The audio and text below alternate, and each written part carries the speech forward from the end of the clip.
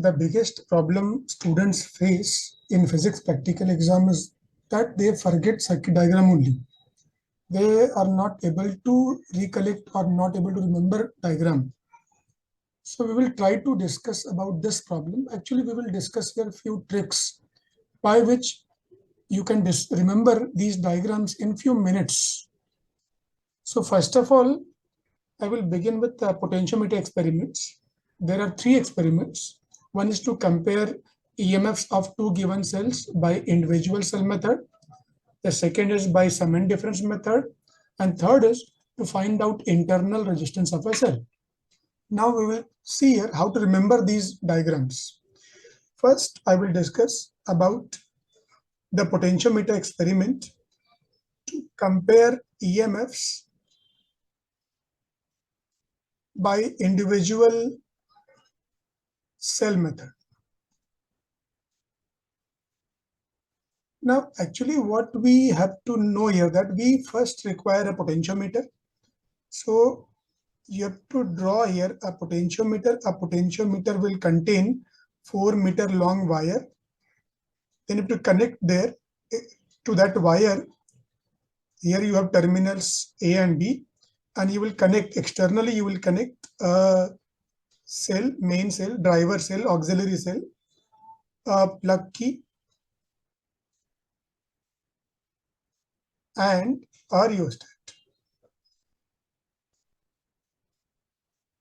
This whole thing actually is your potentiometer device.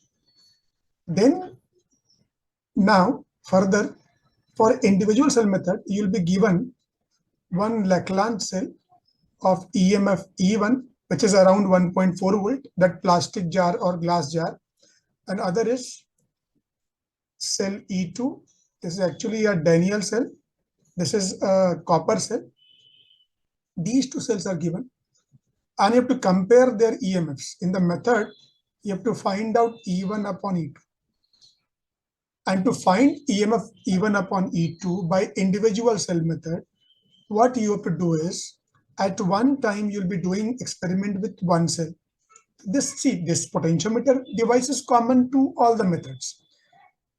Other than that, what you have to do is, you have to connect here this one cell E1 to point A, positive to point A, negative will go to plug key, and then that goes to a galvanometer, and this also point A goes to another cell E2, the negative goes to plug key, and the other end goes to galvanometer, and the other end of galvanometer goes to a jockey. So see, it is not very difficult diagram. Potentiometer तो रहेगा ही. Along with potentiometer, two cells are given to you to compare EMFs. The two cells you have to connect to two plug keys. मतलब एक बार में एक cell use करना है experiment करते समय, तो प्लग की चाहिए.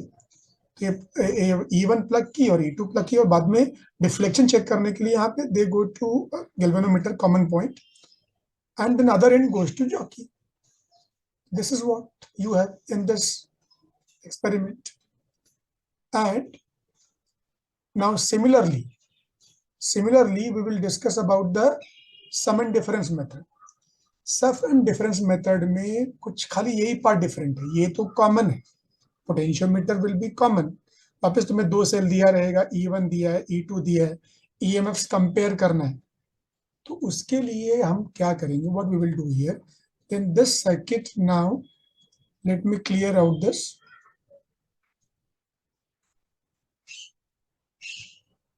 तो आपको ये खाली यहाँ पे क्या करना है,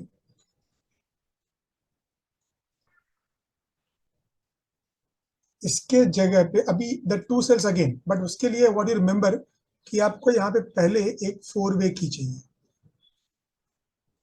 एक 4-वे की यूज करना है जो दिया रहेगा आपको. 4-वे की में यू हैव 4 टर्मिनल्स. तो इसमें से आपका एक सेल E1 आप पॉइंट ए को लगाओगे positive, and negative will go to a terminal here, one terminal of 4-वे की, an opposite goes to galvanometer, other end goes to a jockey, और जो बाकी दो टर्मिनल बचा है उसके बीच में हमें E2 लगाना है।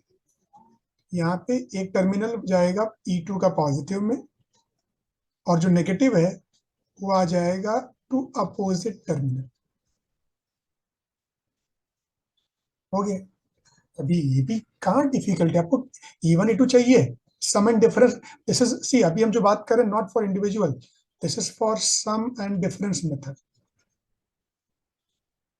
हम उसकी बात कर रहे हैं। ये अब हमारा कनेक्शन हो गया, क्योंकि हमें क्या करना है कि यहाँ पे हमें दो सेल इस पर साथ में यूज करना है। साथ में यूज करना है मतलब एक बार सम मोड में तो E1 का नेगेटिव E2 के पॉजिटिव में जाएगा, और दूसरी बार में E1 का नेगेटिव E2 के नेगेटिव में जाएगा। तो उसके हिसाब से हमें जो यहाँ पे कीज यूज करना है, जो मेथड बाद में देख सकते हैं आप, फिलहाल मैं खाली इलेक्ट्रिक डायग्राम की बात कर रहा हूँ। तो इसके लिए आपको 4 वे की लगा, पर ये हमारा कनेक्शन। अभी हम चलो ये भी हम भूल जाते हैं अभी। Now third is to find the internal resistance of a given cell. तो अभी आपको क्या दिया रहेगा, यहाँ पे आपको एक ही सेल दिया रहेगा। इंटरनल रेजिस्टेंस में आपको एक सी, आपको क्या फाइंड करना है उसके हिसाब से सोचना पड़ेगा आपको। नाउ अभी जो आपको एक्सपेरिमेंट करना है,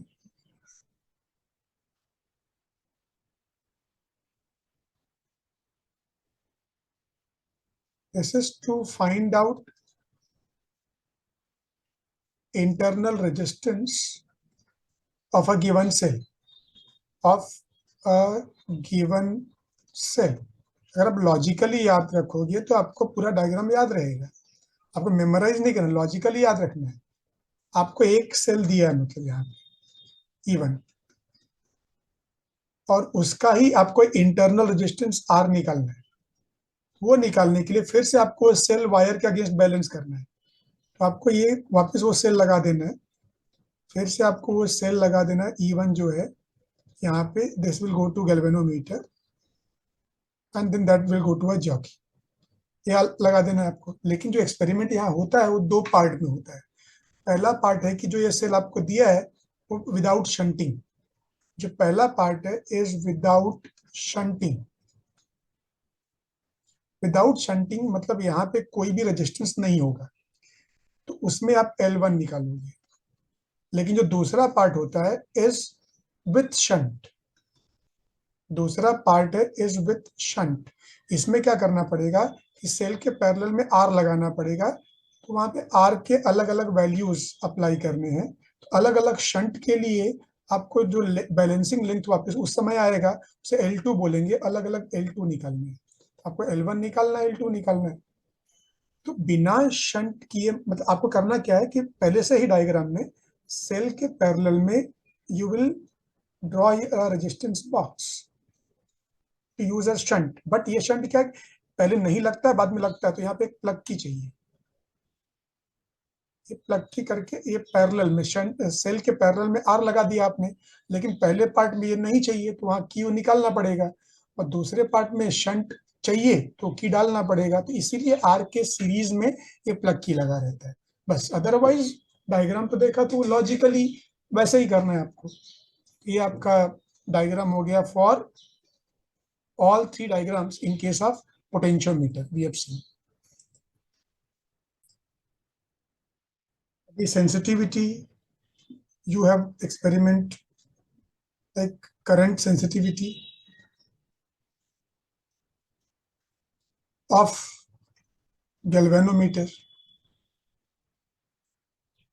नाम से ही काफी कुछ समझ में आ गया। दूसरी चीज का फॉर्मूला, फॉर्मूला पता है कि sensitivity of galvanometer is theta upon I, या आई जी बोल सकते हैं। तो अभी आपको यहाँ चाहिए क्या, आपको एक चाहिए गैल्वेनोमीटर, वो चाहिए, और उसके अक्रॉस में आपको करंट पास करवाना है।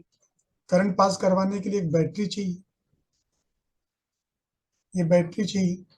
तो बैटरी से करंट पास करवाना, करंट को नोट भी करना है। तो करंट को नोट करने के लिए आपको चाहिए एक माइक्रो एमीटर, और साथ में करंट को आपको चेंज भी करना है। तो करंट को चेंज करने के हिसाब से आपको लगेगा रेजिस्टेंस बॉक्स, यहाँ पे एक रेजिस्टेंस बॉक्स करंट चेंज करने के लिए बार बार, और करंट मेजर करने के लिए आपको चाहिए micro ammeter, and that goes to galvanometer, and that further will go to this end here. खाली ये है कि बैटरी जब भी हम यूज करते हैं उसके आस पास में प्लग की दिखाते हैं। आपके बैटरी में ऑन ऑफ की है तो प्लग की लगाने की जरूरत नहीं है, बट डायग्राम में दिखाना पड़ेगा कि बैटरी में कभी बंद करना पड़ता है, कभी चालू करना पड़ता है, तो एक प्लग की वहां बैटरी के साथ दिखाते ही है। और ये प्लस अगर पॉजिटिव है तो this will go to positive of micrometer, other end will go to J negative side will go to negative. Galvanometer plus minus कुछ होता नहीं है। तो ये मेरा डायग्राम हो गया। मतलब इसमें क्या करना है कि आप को थीटा IG और थीटा नोट करना है मेनली। तो करंट जब एक कोई आर रखोगे और अलग अलग आर के लिए, एक कोई आर के लिए करंट फ्लो करवाओगे, तो उस समय जो डिफ्लेक्शन आएगा यहाँ पे नोट करोगे, और करंट कितना था नोट करोगे, फिर दूसरा किसी और आर के लिए डिफ्लेक्शन करंट नोट करोगे, एंड सो ऑन। तो हर एक केस में आप ऐसा ही निकालोगे, फिर मीन निकालोगे, आप एक एक्सपेरिमेंटल पार्ट है सर। पर डायग्राम अगर देखा तो यही है, फॉर्मूला के हिसाब से वी कैन प्लान कि थीटा थीटा निकालना है गैल्वेनोमीटर के अंदर, करंट तो सीरीज में you require a micro ammeter, और करंट को चेंज करने के लिए you require a resistance box, and current pass करने के लिए बैटरी लगती है। ये आपका कनेक्शन हो गया। Then experiment like Zener diode, to study the characteristics of Zener diode, and for that we have to connect Zener diode in reverse bias mode। तो हमें जो Zener diode है वो कनेक्ट करना है रिवर्स बायस मोड में। Negative ऊपर draw कर दिया, पॉजिटिव नीचे, मतलब ये इसका P रीजन है और ये N रीजन है। P शुड गो टू, मतलब रिवर्स बायस करने के लिए P should go to negative of battery, and N side should go to positive of battery. आपको लगा देना है वो। मेन पार्ट तो यही है, आपका मेन पार्ट यही है। बट उसके अलावा यहाँ पे करंट को कंट्रोल करने के लिए, बिकॉज जीना जल्दी खराब हो सकता है, करंट को कंट्रोल करने के लिए यहाँ बैटरी के साथ सीरीज में will connect here a resistance box that will connect. Current को कंट्रोल करने के लिए विल कनेक्ट, और चेंज करने के लिए you have this resistance box. और बाद में यहाँ पे करंट कितना जीनर में से फ्लो होगा, एक्चुअली हमें यहाँ पे जो टेबुलर कॉलम चाहिए मेन है IZ, current flowing through Zener, उसका, और यहाँ पे जो आउटपुट मिलने वाला है वोल्टेज अक्रॉस जीनर PZ, ये हमारे दो कॉलम मेन है। तो करंट जो रिकॉर्ड करना है जीनर में से करना है, तो जीनर में करंट कितना फ्लो हो रहा है वो रिकॉर्ड करने के लिए जीनर के सीरीज में we will require here a millimeter, require millimeter, plus इसका on positive side of battery, plus on the negative side minus will connect. तो ये कनेक्ट कर दिया हमने। और जो वोल्टेज चाहिए अक्रॉस जीनर वो मेजर करने के लिए यहाँ पैरेलल में, वोल्टेज मेजर करने के लिए पैरेलल में will connect here a volt meter. हमने एक वोल्ट मीटर लगा दिया है यहाँ पे, वीज है, पॉजिटिव ऑन बैटरी का positive side, negative on the negative side of battery. तो ये हमारा जीनर का कनेक्शन हो गया। एकदम सिंपल है लॉजिक। सी आप ये देखो कि आपको टेबुलर कॉलम क्या चाहिए, वहां फॉर्मूला क्या है, तो उस आपको क्या एक्सपेरिमेंट में करना क्या है, तो उसके हिसाब से सर्किट आप सोच सकते हो। जीनर है, रिवर्स बायस में चाहिए, रिवर्स बायस में चाहिए मतलब P region goes to negative of battery, N goes to positive of battery. But हमें करंट को बार बार यहाँ पे चेंज करना, करंट वोल्टेज को चेंज करने के लिए यहाँ पे सीरीज में एक रेजिस्टेंस बॉक्स चाहिए, और करंट जीनर में से चाहिए तो जीनर के सीरीज में करंट चाहिए, और वोल्टेज अक्रॉस जीनर चाहिए तो across Zener you connect volt meter in parallel. ये कनेक्शन हमारा हो गया। Now we can discuss about meter bridge experiment. For meter bridge, if you don't remember diagram, you can relate with Wheatstone's meter bridge device. मतलब you have 4 resistances, 1 arm, in second arm resistance, in third arm resistance, in the fourth arm resistance. Then you have a galvanometer in one diagonal. In the other diagonal you have a battery, you have a plug key, you have a rheostat. Metre base तो उसका ही एक practical form है, इसी device का practical form है। तो और आपको ये डिवाइस में लगता क्या है, वहां पे एक जो मीटर बेस डिवाइस है उसमें कॉपर प्लेट्स जो ऑलरेडी डिवाइस पे रहता है, ये मतलब एक सिंगल आपका एक वुडन बोर्ड के ऊपर ये जो कॉपर प्लेट्स ऑलरेडी वहां लगे रहते हैं, 3 कॉपर प्लेट, 2 एल शेप के, एक स्ट्रेट स्ट्रिप लगा रहता है, एक और 2 जो एल शेप स्ट्रिप्स है, बिटवीन देम 1 मीटर लेंथ का wire is attached. This wire is taken as AC। ये आपका टर्मिनल से यहाँ पे, ये आपको वुडन बोर्ड पे पहले से मिलेगा। सबसे पहले आप क्या करो, ये पार्ट जो लगाते हो आप, मतलब here you connect battery, plug की अगर ऑन ऑफ की है तो प्लग की अलग लगाने की जरूरत नहीं है, बट डायग्राम में दिखाना पड़ेगा आपको। प्लग की एंड देन अ रियोस्टेट, ये आपने लगा दिया, ये आपने पार्ट कनेक्ट कर दिया। और ये जो वायर AC दिख रहा है, वायर AC एक्चुअली ये रेजिस्टेंस जो है R3 R4, ये पूरा पार्ट आपका वायर वाला पार्ट काम करता है दोनों। इसके जगह मतलब R3 R4 की जगह हमने वहां पे क्या यूज किया, एक वायर यूज कर लिया इसके बदले में। ये वायर 1 मीटर का, और ये R1 को मैंने X लिखा है और R2 को R लिखा है, वही समझ लो। तो यहाँ पे इस गैप में हमें ये X unknown, can be unknown, ये X लगा दिया एक गैप में, और दूसरे गैप में ये R लगा दिया। दूसरे गैप में हमने ये R, we can use a resistance box here, तो एरो दिखाएंगे दैट इज यूज्ड बिकॉज हम इसे चेंज कर सकते हैं R के वैल्यू को। और ये जो गैल्वेनोमीटर है बीच में से, यहाँ से विल गो टू गैल्वेनोमीटर, और the other end goes to here. यहाँ पे डायरेक्ट वायर लगा था, बट ये वायर पे अलग अलग जगह टच करने के लिए हम एक जॉकी लगा देंगे, यहाँ से एक जॉकी लग जाएगा जो वायर पे अलग अलग जगह उसको हम टच करेंगे। तो वायर, अब ये जैसे यहाँ 4 रेजिस्टेंस है, वैसे ये 4 पार्ट में डिवाइड हो गया। ये एक पार्ट, ये दूसरा पार्ट, जब वायर टच करोगे वायर पे, ये रेजिस्टेंस, ये वायर का रेजिस्टेंस और ये वायर का रेजिस्टेंस, यहाँ 4 रेजिस्टेंस बन के मीटर ब्रिज बनता है। तो remember that to there should be 4 resistances, but इसमें से 2 तो वायर के पार्ट्स हैं। तो ये हमारा एक मीटर ब्रिज का कनेक्शन कंप्लीट हुआ, जिसमें you have number of experiments. Unknown निकालना है सिंगल तो X है, अगर सीरीज और पैरेलल वेरीफाई करना है तो X के बदले यहाँ X1 और X2 सीरीज में होगा। अगर आपको पैरेलल वाला वेरीफाई करना है तो यहाँ पे X1 X2 पैरेलल में होगा इस गैप में। Otherwise diagram is same for all parts. If we talk about Kelvin's method in metre bridge, then actually what you have to do is you have to find the unknown resistance for a galvanometer. You can take this galvanometer, and because G is unknown, so in place of X, यहाँ से आप X निकाल दोगे, in place of X you will connect this galvanometer, तो ये यहाँ पे लगेगा, you connect here galvanometer, and here you will not use galvanometer, you will not use 2 galvanometer, directly this will go to a jockey without galvanometer. ये आपको modification करना है वहां पे, otherwise the logic is same. To find potential drop along length of potentiometer wire.